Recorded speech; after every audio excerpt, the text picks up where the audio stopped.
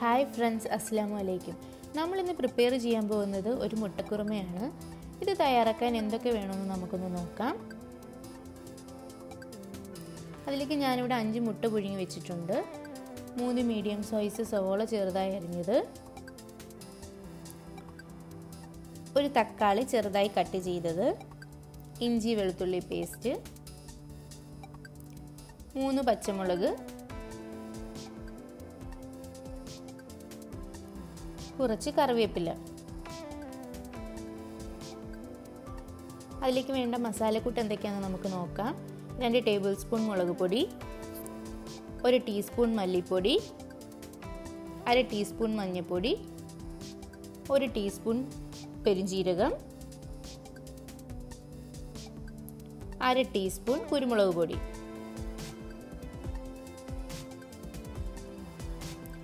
ഇനി നമ്മൾ നേരത്തെ പുഴുങ്ങി വെച്ചിരിക്കുന്ന മുട്ടയൊന്ന് ഫോർക്ക് വെച്ച് കുത്തി കൊടുക്കാം. മസാലയൊക്കെ പിടിക്കാൻ വേണ്ടിയാണ് നമ്മൾ അങ്ങനെ ചെയ്യുന്നത്.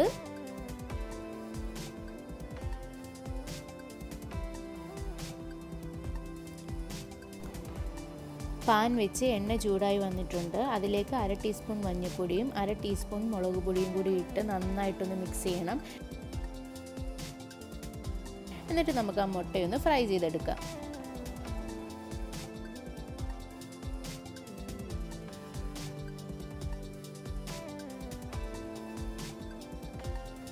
ഇങ്ങനെ ചെയ്യുന്നത് നമ്മുടെ മുട്ടയൊന്നും പൊടിയാതിരിക്കാൻ വേണ്ടിയാ. ആ മസാലക്കൂട്ടൊക്കെ നന്നായിട്ട് അതിലേക്കൊന്ന് പിടിക്കുകയും ചെയ്യും. നന്നായിട്ടൊന്ന് മിക്സ് ചെയ്ത് കൊടുക്കണം.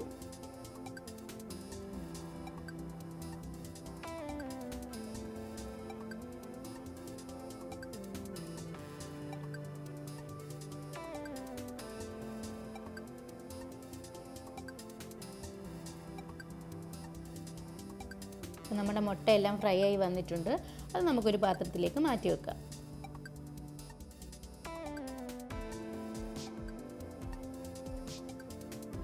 ആ സെയിം എണ്ണയിലോട്ട് തന്നെ നമുക്ക് കറി പ്രിപ്പയർ ചെയ്യാം. അതിലേക്ക് നമ്മൾ കുറച്ച് കടുക് ഇട്ട് കൊടുത്തു. കടുക് പൊട്ടി വരുമ്പോഴത്തേക്ക് നമ്മൾ കറിവേപ്പില ഇട്ട് കൊടുക്കണം. നമ്മുടെ ആ ഇഞ്ചി വെളുത്തുള്ളി പേസ്റ്റ് എടുത്ത് വെച്ചത് അതിലേക്ക് ഇട്ട് കൊടുത്ത് നന്നായിട്ടൊന്ന് വഴറ്റി കൊടുക്കണം.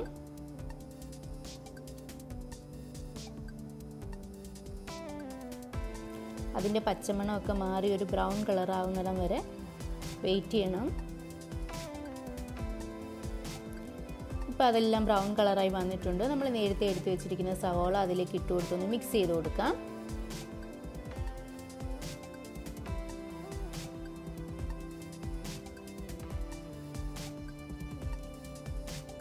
ഈ സവോള നന്നായിട്ട് വഴണ്ട് വരണം. സവാള ഒരുമാതിരി വരണ്ട് വന്നിട്ടുണ്ട്. അതിലേക്ക് നമ്മൾ നേരത്തെ എടുത്ത് വെച്ചിരിക്കുന്ന പച്ചമുളക് ഇട്ട് കൊടുക്കണം. നന്നായിട്ടൊന്ന് മിക്സ് ചെയ്ത് കൊടുക്കണം.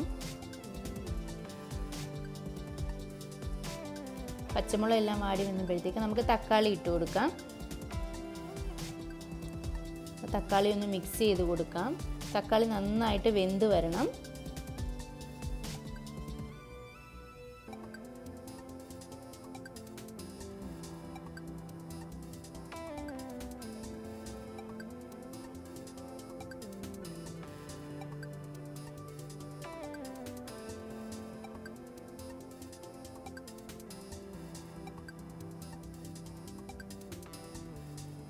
തക്കാളി എല്ലാം വാടി വന്നിട്ടുണ്ട്.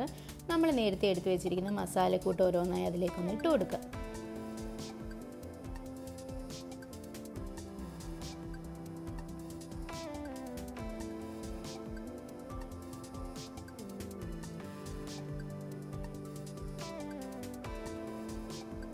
എന്നിട്ട് നന്നായിട്ടൊന്ന് വഴറ്റി കൊടുക്കണം. ആ പച്ചമണം മാറുന്നിടം വരെ നമ്മൾ വഴറ്റണം.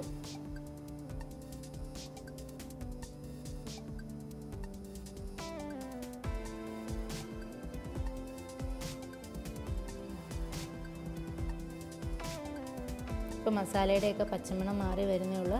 അതിലേക്ക് നമുക്ക് കുറച്ച് ഉപ്പ് കൂടി ഒന്ന് ആഡ് ചെയ്ത് കൊടുക്കാം. എന്നിട്ട് നന്നായിട്ടൊന്ന് മിക്സ് ചെയ്ത് കൊടുക്കണം.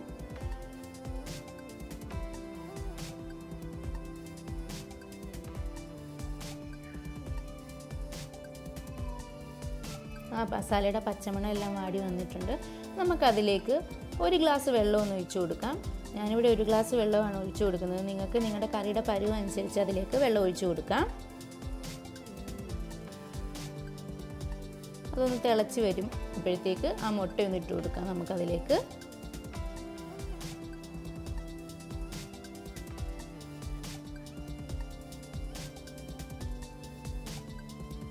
എന്നിട്ടൊന്ന് ചെറുതായി ഒന്ന് മിക്സ് ചെയ്ത് കൊടുക്കണം.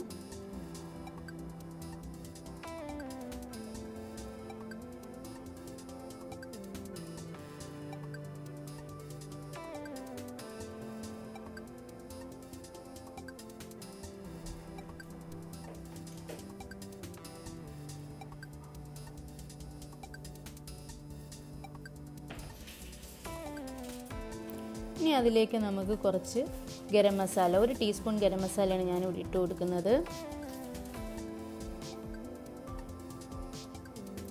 കുറച്ച് മല്ലിയില കൂടി ഒന്ന് ഇട്ട് കൊടുക്കാം.